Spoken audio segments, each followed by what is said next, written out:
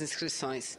Inicio, senhora presidente, meu pronunciamento no dia de hoje, repetindo aqui dessa tribuna uma frase dita, pronunciada pelo ministro-chefe da Controladoria Geral da União, ministro Jorge Hage.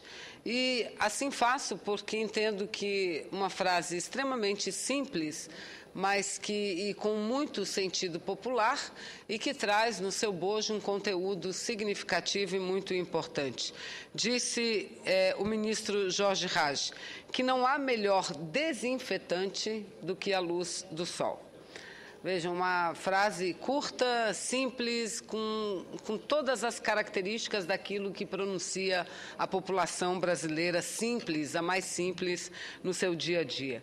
E esse enunciado, senhora presidente, o enunciado do ministro Jorge Hage, refere-se oportunamente ao que estabelece a Lei de Acesso a Informações Públicas, ou seja, Lei 12.527 de 2011, que entra em vigor no dia de amanhã, na quarta-feira, dia 16 de maio deste ano de 2012.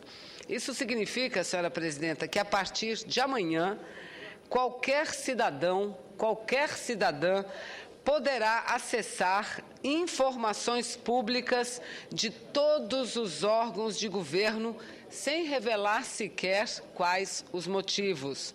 O projeto que deu origem à Lei 12.527 foi aprovado pela Câmara no mês de abril do ano de 2010 e por essa Casa no mês de outubro do ano passado e contempla o que já estava expresso na Constituição de 1988, mas que só depois de 2 décadas de muitos debates a lei passa a vigorar em nosso país. O Brasil é agora o 89º no mundo a possuir uma lei desse tipo e o 15º na América Latina. E aqui eu quero abrir um parênteses para dizer de forma destacada que a nossa legislação, senador Davim, é muito mais avançada do que todas as outras existentes em vários países do mundo. A lei estabelece que nenhum documento poderá ficar por mais de 50 anos sem acesso público. São 3 as categorias de informações: as reservadas, que têm um período de sigilo de 5 anos, as secretas com um período de 15 anos e as ultrasecretas com um período de 25 anos.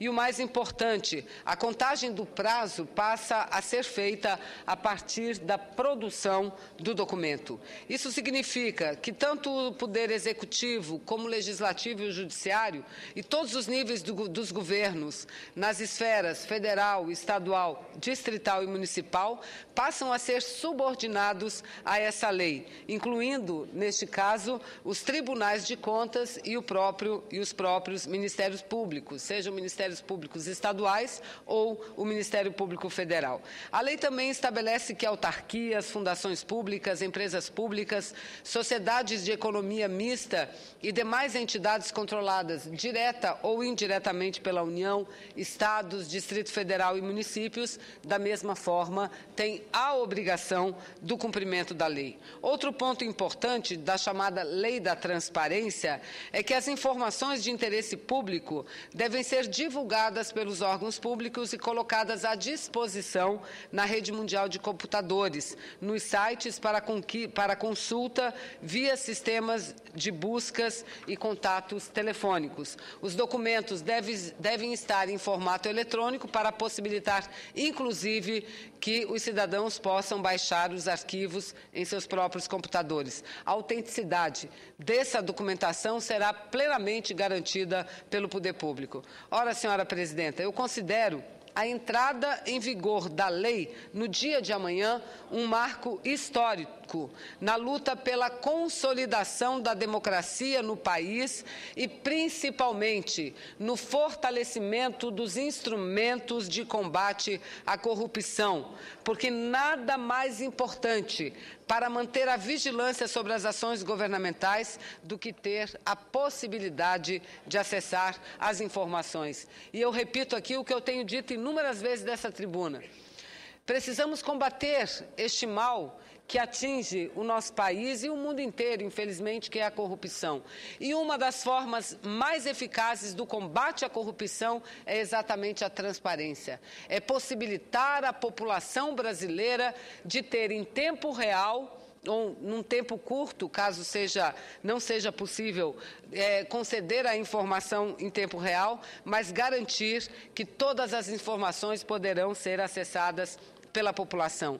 Esse efeito, senhora presidente, também coloca o Brasil no patamar das nações que aprimoram ainda mais a democracia e servem de exemplo, portanto, para outros países, para outras nações do mundo. Aliás, em 2008, a própria ONU já estabelecia a necessidade dos governos dos países do mundo inteiro aprovarem leis semelhantes à que o Brasil aprovou. É oportuno também ressaltar que, ao sancionar essa lei, a presidenta Dilma também sancionou a lei que criou a Comissão Nacional da Verdade, a qual já foram nomeadas as pessoas que estão investigando as violações de direitos humanos ocorridas no período que vai de 1946 a 1988, período esse que inclui a ditadura militar. Como já disse a própria presidenta na ocasião, uma coisa está diretamente relacionada à outra, ou seja,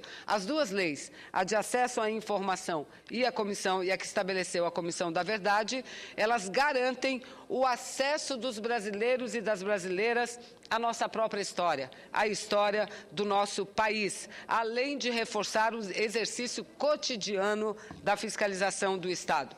Portanto, senhora presidenta, o momento é de comemoração por mais este avanço da nossa democracia. Porém, não podemos esquecer os desafios para tornar possível que todos os órgãos estejam preparados para responder a contento às demandas da sociedade. Para isso, será necessário que todos eles tenham seus documentos digitalizados e que o acesso à internet no Brasil seja facilitado.